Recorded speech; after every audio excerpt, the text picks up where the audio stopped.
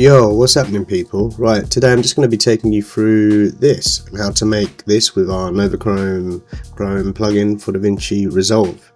It's fully customizable, but I'm going to be showing you how to do this and how to sort of add extra effects to really sell it and get that cool Chrome look. So yeah, let's get straight into it. I'm going to hit on a 1920 timeline and come to text 6. And straight away we've got this really cool Chrome style sort of neon turbulent sort of thing going on here. I'm just going to change this. I'll maybe go to, use this font, this sort of old English cool font. Right, once you've done that, you can come to the color page, and if you don't have a node, click Alt S and you'll create a new node. I have a node here, so we don't need to do that, but we can change the colors here. That looks amazing. That looks really cool. I love those colors. Just going to bring up the saturation. That's too much contrast. I'm going to leave that as it is. What if I do that? That looks kind of cool. Nice, I'm happy with that.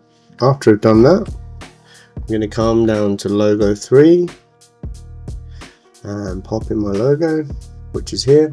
So PNG or alpha, something like that. Let's go into our color panel as well and see if we can get something similar to the other thing. Yeah, it's quite cool. The blues, the oranges. I'm just going to shorten that and shorten this. So once you've got your logo and your text, you want to come to your timeline. You want to put these together, become new compound, change this as Chrome, and then come to your timeline settings, and then you can come into 4K. And the reason we do this is because we can change these individually without having effects on, and then it will impact this. So if we wanted to change the text here, then we come into our 4K, it would automatically update. Right, now once we've done this, we want to come into the color panel, and this is where we really finesse things. I mean, I'm going to sort of go run through this quite quickly, but with a lot of finesse and a lot of small details, you can really sell the effect. Right, so let's go onto our glow. Let's add sort of another glow. That's really vibrant and make it brighter than it already is.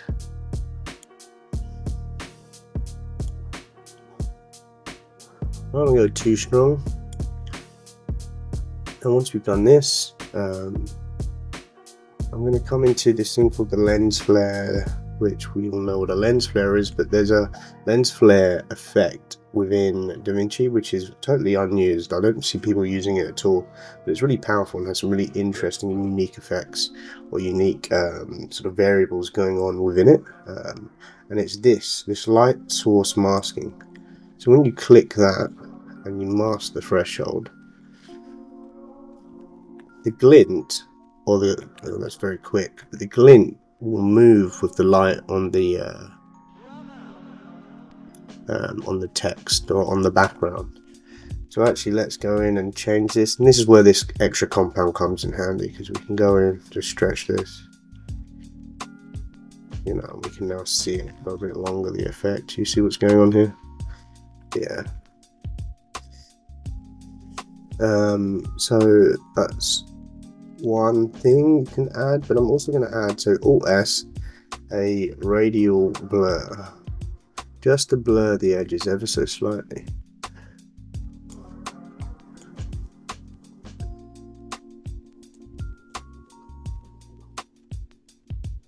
Just get this nice sort of, almost like it's refracting off a lens or something, and it works really well with these flares.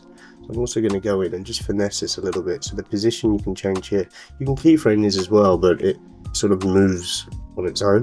But if you were to change it, say, to like the anamorphic or the modern sci-fi, you know, or this one, you might want to keyframe it, whatever suits the specific need. But let's just stick with See that? What does that look like? No, that looks not very good. We want to do...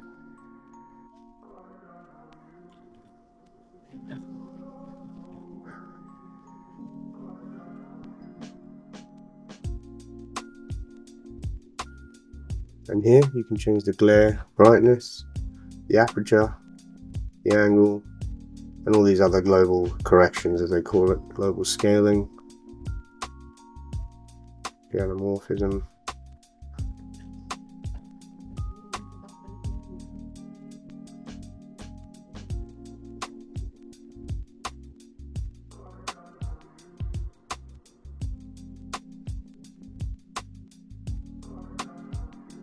I'm just going to reset this actually. There you go.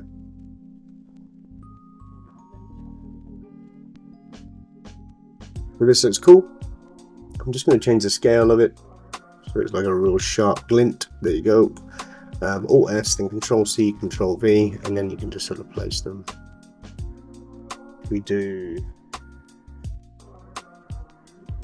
an adjustment clip, we're going to get a better overall grain because it will be on the whole background as well rather than just the text. So let's see if that's true. Hard light, yeah, there we go.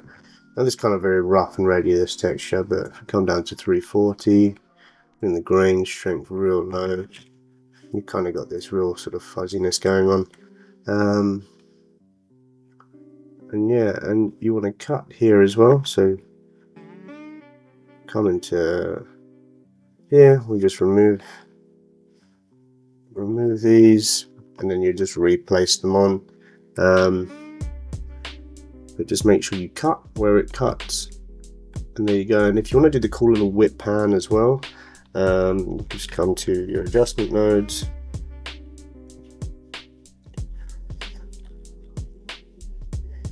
you make 2 1-frame splits like this.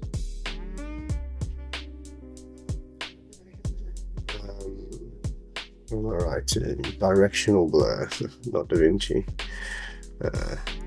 Directional blur, blur strength.